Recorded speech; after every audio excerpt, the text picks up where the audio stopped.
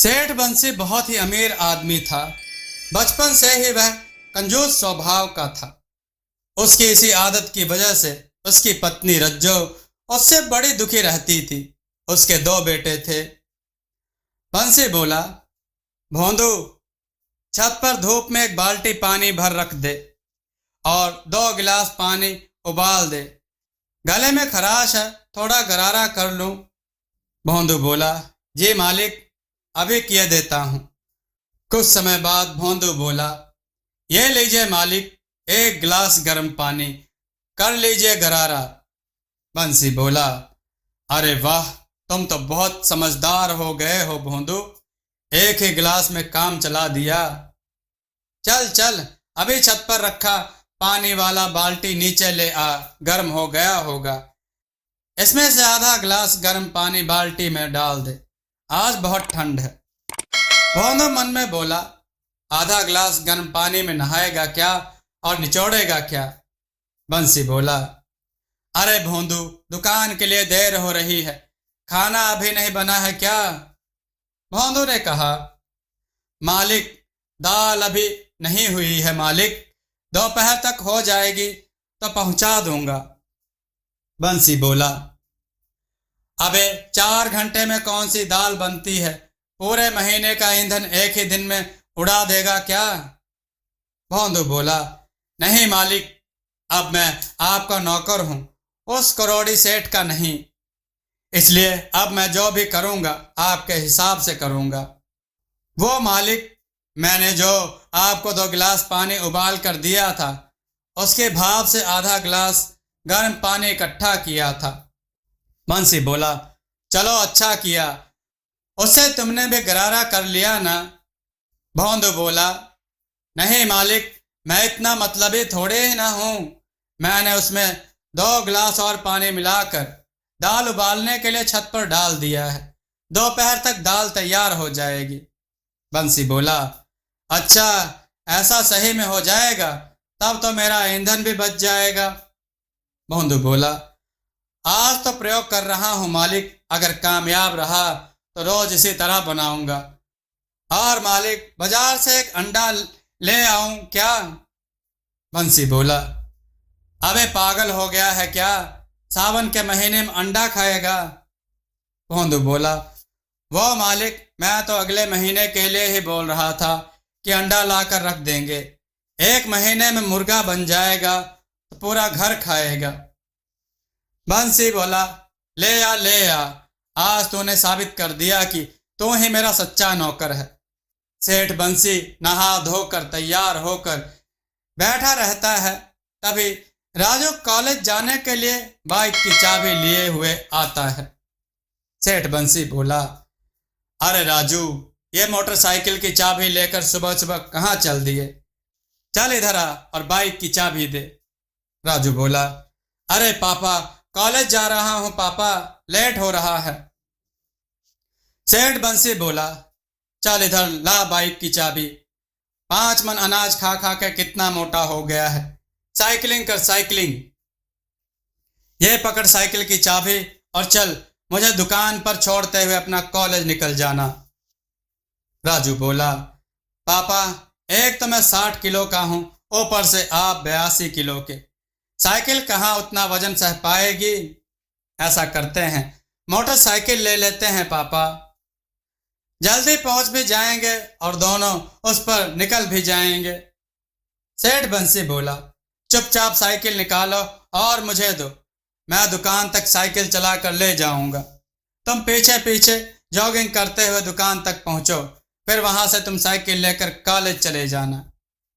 रज्जो बोली, अरे काहे मेरे बच्चे के शरीर पर नजर लगा रहे हो, एक तो ऐसे ही सूख के कांटा हो रहा है, ऊपर से तुम इसको इतना परेशान करोगे तो बच्चा कैसे रह पाएगा जी। रज्जो ने कहा, जा बेटा जा, तो अपना बाइक लेकर निकल, इन्हें जैसे जाना है वैसे जाएं दुकान।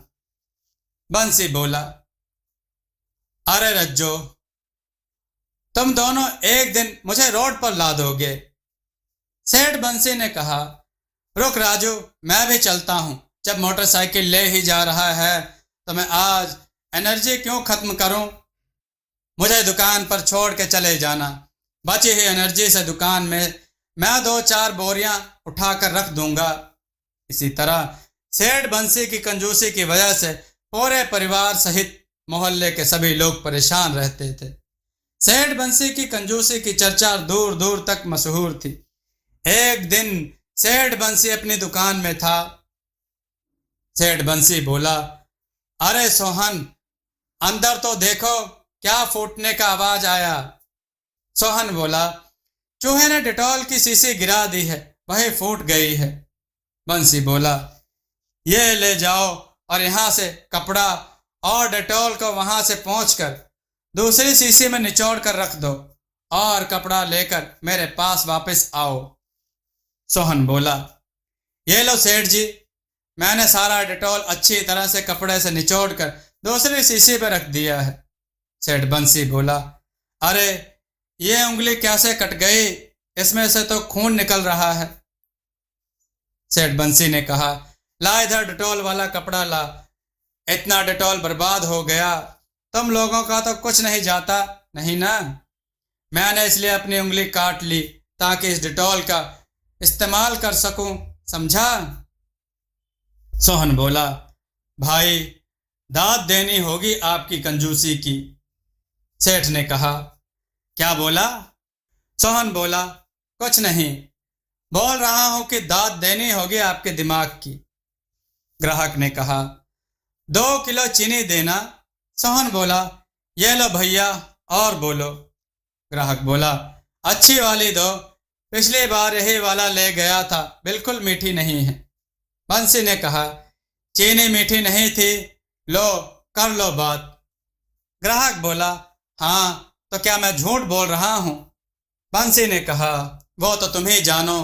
देखो भाई, 1 हफ्ते तक चीनी मत खा, तब देखना थोड़ी चीनी भी कैसे मीठी लगती है। ग्राहक ने कहा, ये क्या बकवास है भाई।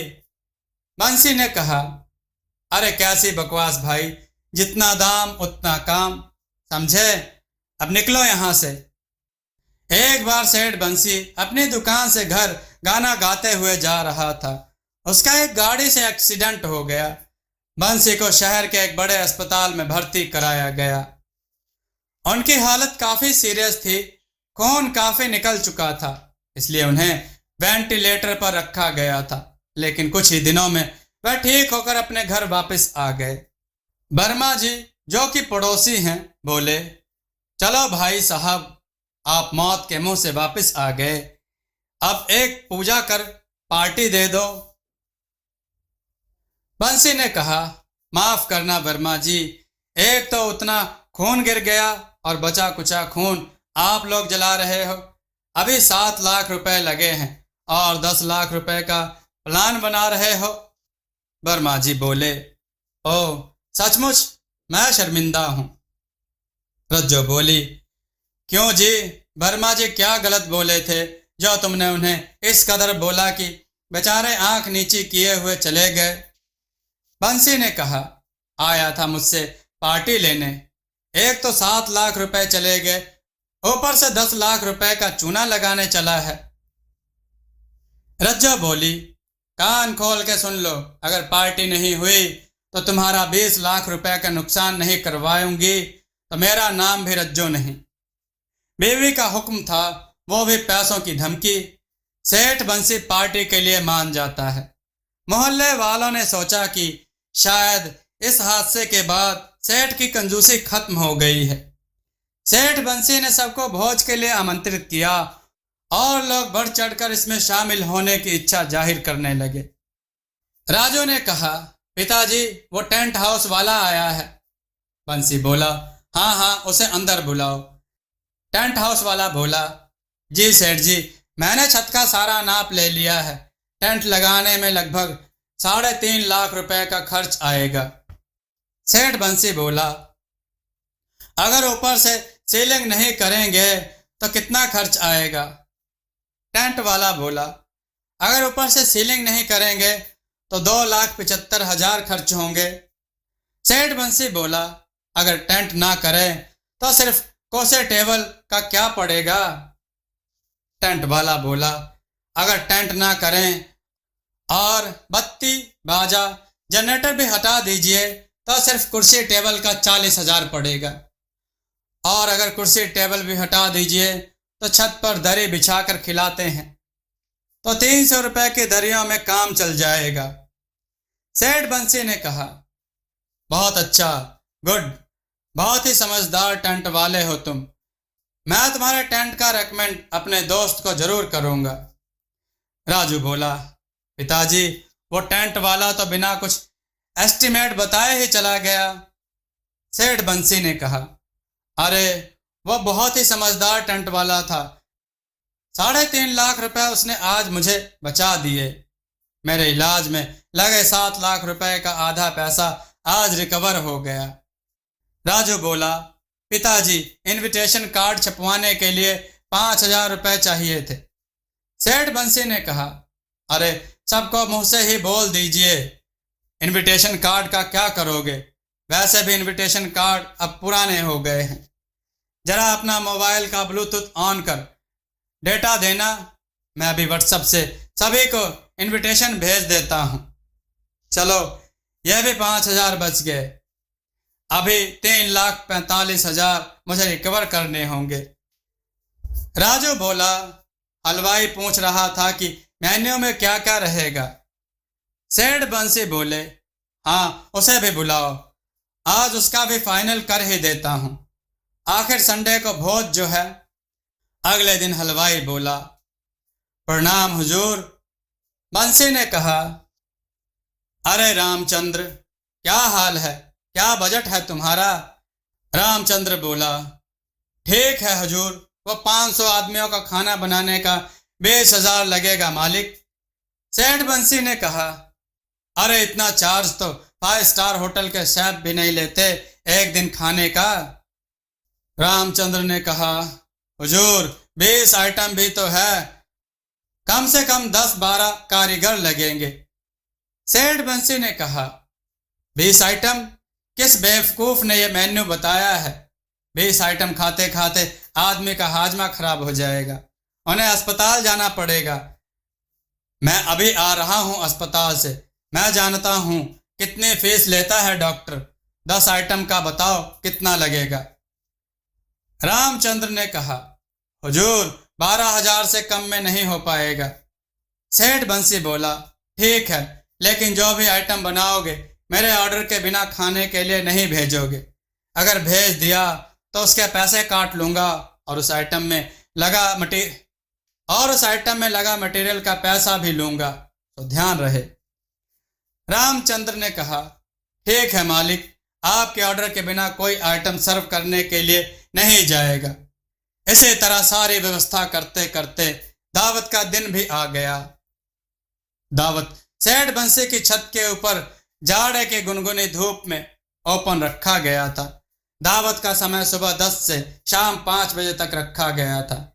लोग 9 बजे से ही आना शुरू हो गए। सिंह साहब की पत्नी बोली, जी इस प्लेट में सभी आइटम डाल दो, मैं नीचे जाकर खा लूंगी, ऊपर सबके सामने खाने में शर्म आ रही है। सिंह साहब बोले, प्लेट रख, प्लेट रख। सेठ इसी प्लेट का लोगों से पैसा वसूलेगा, इसका धन शैतान भी नहीं पचा पाएगा।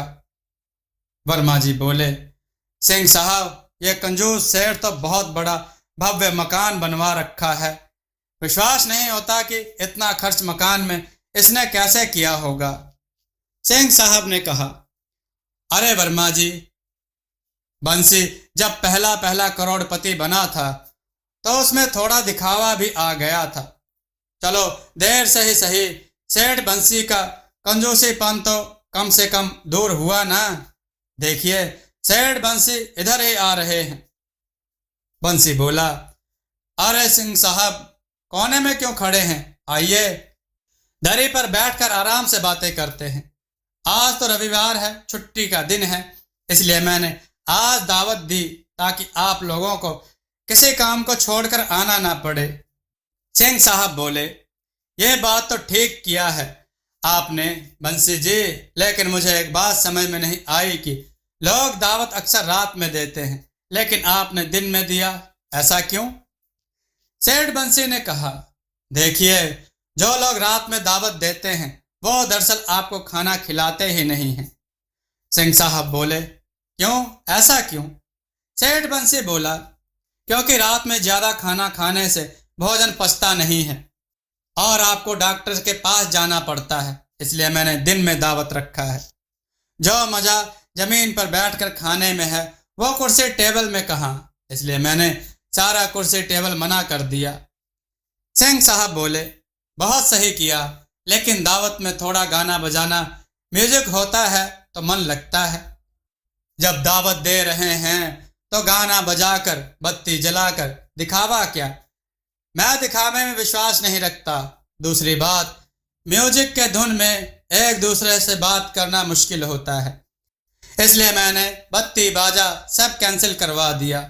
ओपन स्काई में जाड़े की गुनगुनी धूप में पिकनिक का मजा लीजिए। दावत 10 बजे से शुरू होना था, 2 बजने जा रहे थे, लेकिन अभी तक दावत का नामो निशान नहीं था। लोग सुबह से ही भूखे पहुंचे हुए थे। कुछ लोग बाहर तो कुछ लोग छत पर भूख से बेहाल होकर टहल रहे थे। भौंदू बोला, मालिक, सुबह 10 बजे से खाना बनकर तैयार है, 2 बजने जा रहे हैं, कहे तो स्टॉल लगवा दूं?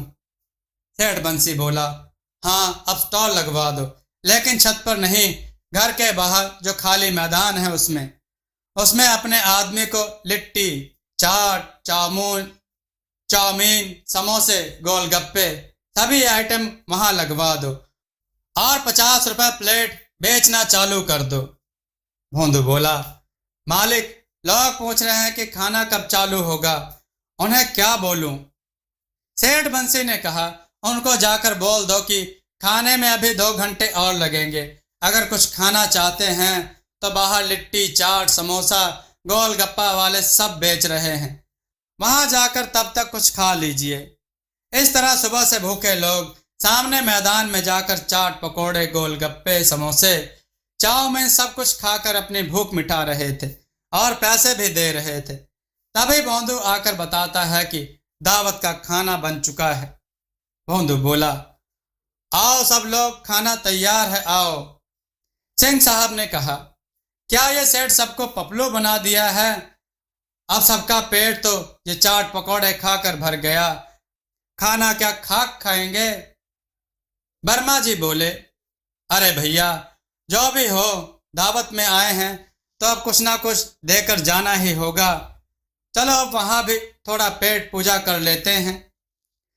पैसे देकर पेट भर चुके लोग अनमने ढंग से गिफ्ट का एनवलप सेठ बंसी को थमाते हैं और थोड़ा बहुत खाकर चले जाते हैं।